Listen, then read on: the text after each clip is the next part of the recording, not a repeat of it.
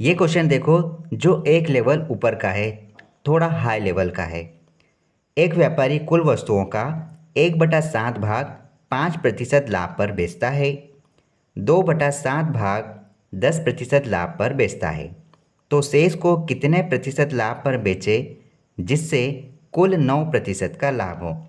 देखो, यहाँ पर 1/7 भाग का है, जिसमें इसको 5% लाभ पर बेच देते हैं। मतलब कि टोटल कितना है यहाँ पर हमारे पास?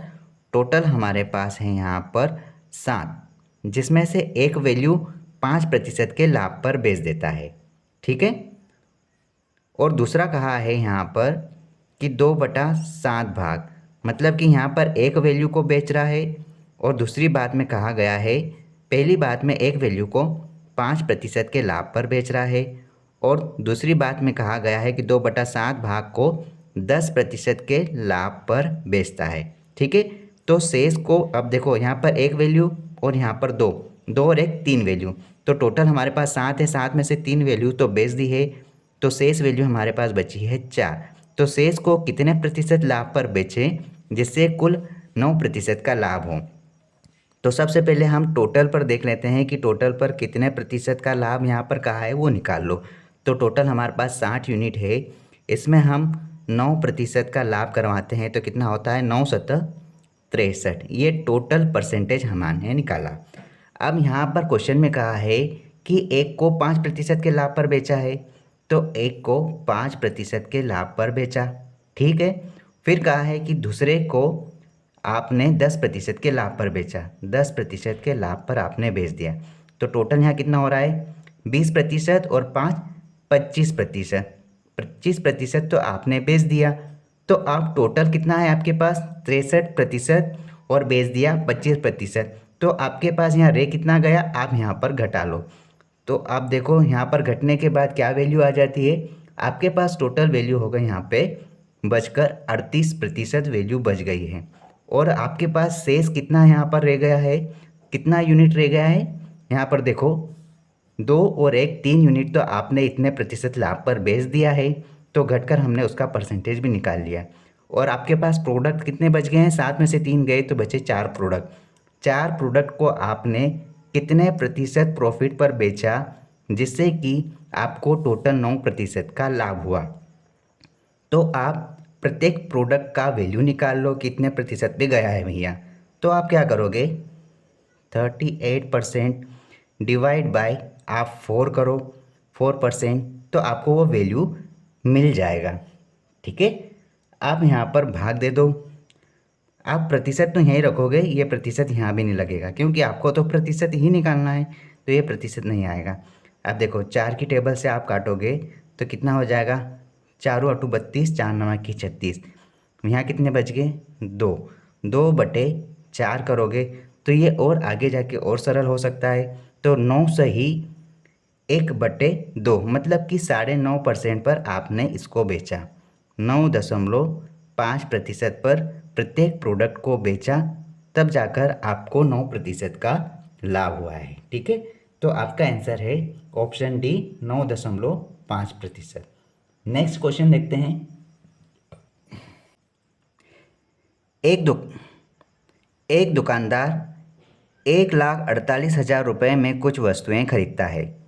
उसमें से 66.66% वस्तुएं 5% लाभ पर बेची गई। शेष कितने प्रतिशत लाभ पर बेची जाए ताकि कुल 6% का लाभ प्राप्त हो। देखो, इस प्रकार के क्वेश्चन में हम जानते हैं कि इस तरह की वैल्यू से हमें कोई लेना देना नहीं होता है। ठीक है। अब यहाँ पर प्रतिशत क्या कहा है? उसमें से 66.66% वस्तुएं 5% लाभ पर बेची गई। तो आप जानते होंगे कि 66.66% वैल्यू का मान क्या होता है? 2/3। अब 2/3 का मतलब क्या हुआ कि आपके पास टोटल कितनी वस्तुएं हैं? 3 वस्तुएं हैं, जिसमें से आपने 2 वस्तुएं बेच दी है। तो अब आपके पास रिमेनिंग कितने बचे हैं वस्तुएं? आपके पास रिमेनिंग एक वस्तु बची है। ठीक है। क्वेश्चन में ये कहा है कि कुल पर 6% का लाभ हो। हमारे पास कुल कितनी वस्तुएं हैं? 3, और 6% का लाभ करवाना है, तो हमारे पास यहाँ पर टोटल प्रॉफिट कितना हो गया? 18% का प्रॉफिट हो गया, आप लिख दो यहाँ प्रॉफिट इतना हुआ है। लेकिन लेकिन यहाँ पर जो दो वस्तुएं बेची है उसको कितने प्रतिशत लाभ पर बेचा है, 5% के लाभ पर बेच दिया गया है। तो कितना परसेंट हमने यहाँ पर रिकवर कर लिया है, 10% तो हमने रिकवर कर लिया है।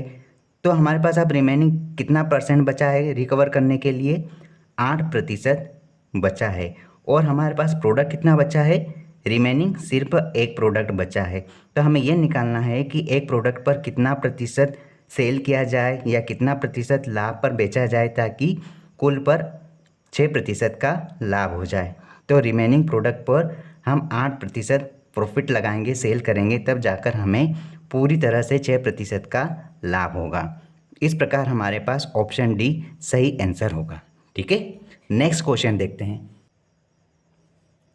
किसी स्टॉक का 2/3 भाग 6% लाभ पर तथा शेष 3% हानि पर बेचा गया।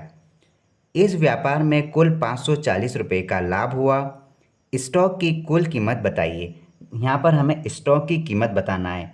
हमें यहाँ पर बोल दिया है 2/3 भाग। अब आप इसको ध्यान से देखो कि हमारे पास टोटल कितना है। टोटल हमेशा हर में होता है, ये हमारा टोटल वैल्यू है, मतलब टोटल प्रोडक्ट समझो। टोटल प्रोडक्ट इतना है और उसमें से बेचा कितना है, 2 प्रोडक्ट को बेच दिया है 6% के प्रॉफिट पर। ठीक है, अब 6% के प्रॉफिट पर बेचा तो यहाँ पर कुल कितना प्रॉफिट गेन कर लिया है, 12% प्रॉफिट गेन कर लिया है। ठीक है, अब हमारे पास बचा है सिर्फ एक, रिमेनिंग एक बचा है।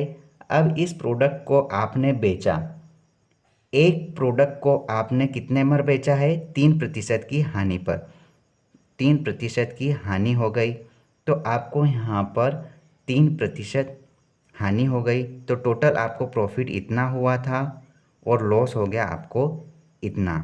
तो 12 में से आपका 3% घट जाएगा तो आपके पास कितना प्रॉफिट रह गया है, कुल मिला के आपके पास 9% का प्रॉफिट रह गया है, क्योंकि 3% की तो हानि हो गई है। ठीक है, अब 3% की हानि हो गई है तो यहाँ पर आपको टोटल 9% का प्रॉफिट हो गया है।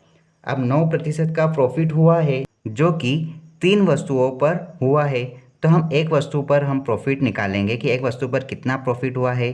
तो ये जो 9% 3 वस्तुओं पर प्रॉफिट हुआ है तो हमारा एक वस्तु पर प्रॉफिट हो गया 3%। ठीक है, और क्वेश्चन में कहा है कि इस व्यापार में कुल 540 रुपये का लाभ हुआ, मतलब कि 3% का प्रॉफिट हुआ है हर वस्तु पे। तो यहाँ हम 540 इसके बराबर रख देंगे तो हमको यहाँ पर पता चल जाएगा कि टोटल एक्चुअल रुपी कितने रुपए लगे हैं। तो आप यहाँ पर रख दो 540, बस आप इसको सरल कर लो। आप एक काम करो, आप इसे काटो, 18 तिया 54 और 0 का 0। अब यहाँ पर 180 आया है, ये प्रतिशत इधर चले जाएगा तो गुणा में 100 हो जाएगा। तो आपका आंसर कितना आया, 18,000 रुपये कुल कीमत है स्टॉक की। ठीक है, ऑप्शन बी आपका सही आंसर है।